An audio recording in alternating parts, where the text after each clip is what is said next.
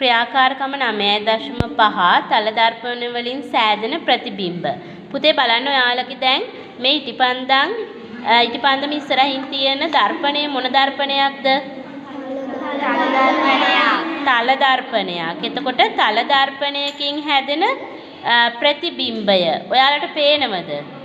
ප්‍රතිබිම්බය පේනවද? ඒ ප්‍රතිබිම්බය නිරීක්ෂණය කරන්න තමයි මේ ක්‍රියාකාරකමේ තියෙන්නේ. එතකොට මේ ප්‍රතිබිම්බයේ ලක්ෂණ පුතේ මෙයා පුළුවන් ද අපිට තිරයක් මතට ගන්න? මේ පුළුවන් ද තිරයක් මතට ගත නොහැකි එහෙමනන්නේ. එතකොට මේ හැදෙන ප්‍රතිබිම්බය උඩුකුරු එකක්ද යටිකුරු එකක්ද? උඩුකුරු එකක්. තියෙන විදියටමයි තියෙන්නේ නේද?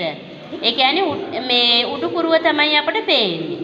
ප්‍රතිබිම්බයේ ප්‍රමාණය සමානයි. ඒ කියන්නේ අර දැන් ඉටිපන්දමේ ප්‍රමාණයටම බොහෝ දුරට සමානයි නේද?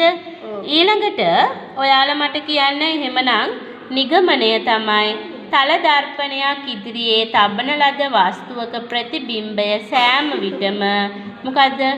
උඩුකුරුය තිරයකට ගත නොහැකිය වස්තුවේ ප්‍රමාණයට සමානය.